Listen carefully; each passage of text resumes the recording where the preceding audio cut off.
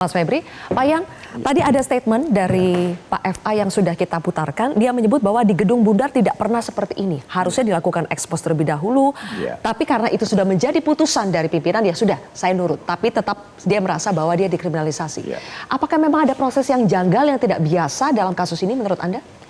Kalau kita melihat kasus ini, pertama dia bukan OTT.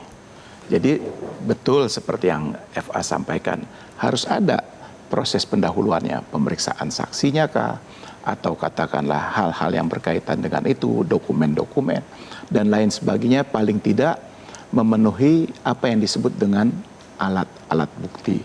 Nah, kita juga tahu mungkin sekarang dilihatnya dengan ketentuan yang baru, ada barang bukti. Nah, temuan uang, temuan emas batangan, itu bisa dikategorikan sebagai salah satu alat bukti. Tetapi tentunya kita melihat proses hukum ini kan bola panas. Sudah diserahkan ke Kejaksaan Agung dan Kejaksaan Agung itu harus lebih hati-hati. Artinya tidak boleh ada proses penegakan hukum yang tentunya melanggar hukum. Nah, inilah yang tadi kita lihat sudah disampaikan oleh Mas Febri dalam konteks sebagai penasihat hukumnya. Harus diklarifikasi dulu. Kalau dikatakan penyidikan terhadap Asabri, penyidikan terhadap Jiwasraya, Batubara, konteks ini sudah selesai, sudah inkrah, sudah ada putusannya. Lalu di mana?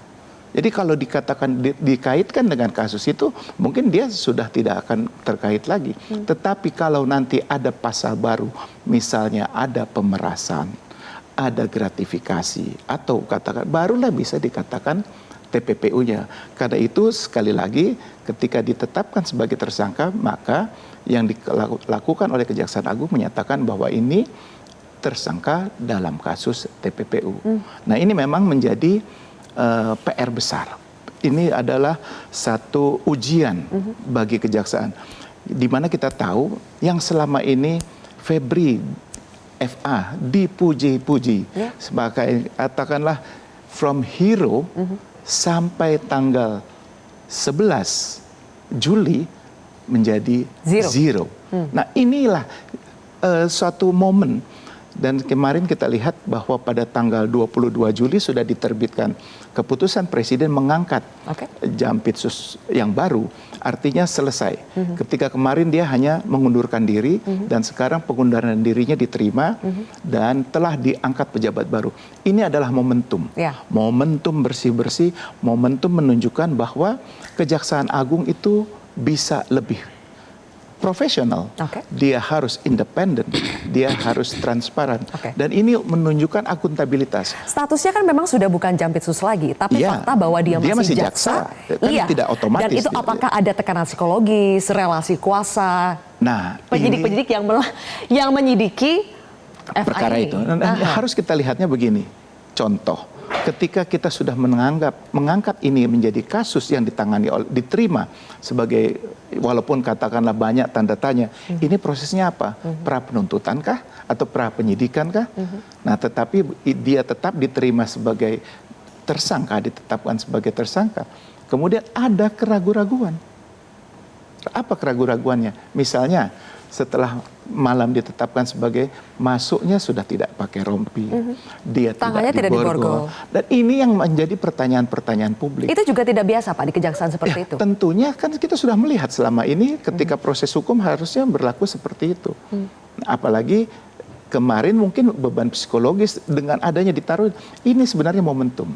Jangan sampai justru ketika diberikan kepercayaan itu, justru menimbulkan semakin ketidakpercayaan publik terhadap proses penegakan hukum yang memang sudah dinyatakan dilakukan oleh Kejaksaan Agung. Pak Yan melihat meskipun sudah dibentuk tim khusus, tim 9, tapi yang namanya keseganan, relasi kuasa ini kan, itu tetap terasa. Kalau dilihat kemarin itu PLT Jampitsus, tetapi sekarang masih terus. Sebenarnya kan sudah ada Jampitsus yang baru. Harusnya pengendalian perkara ini kan bisa dilaksanakan oleh Jampitsus yang baru. Toh sebagian anggota tim 9 sudah mendapatkan SK mutasi. Ada yang menjadi Kajati, ada yang menjadi bahkan jadi Dirdik kalau nggak salah satu anggota dari tim 9 Rinaldi ini menjadi dirdik.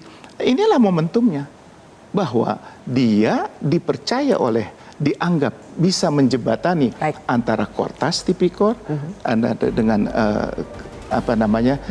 KPK. Nah, inilah saat yang tepat. Tidak usah ragu-ragu lagi, tunjukkan bahwa pejabat baru yang ditunjuk oleh Presiden mampu menunjukkan bahwa dan memulihkan trust publik terhadap kejaksaan. Tadi dari Mas Febri bertanya soal belum dijelaskan sampai sekarang predikat crime yang membuat FA ini ditersangkakan kasus TPPU-nya itu apa. Nah, Pak Ito, kita tahu bahwa sebetulnya pada saat kasus ini ditangani oleh Kortas Tipikor Polri, itu tersangka FA ini dalam kasus yang asabri. Tapi kenapa ketika di kejaksaan yang keluar kita baru tahu secara jelas pada malam ini sebetulnya hanya TPPU nih Febri tersangkanya. Saya ingin tahu pendapat Pak Ito nanti dan juga Pak Fikar, tapi kita jeda terlebih dahulu. Pemirsa, kontroversi akan kembali sesaat lagi.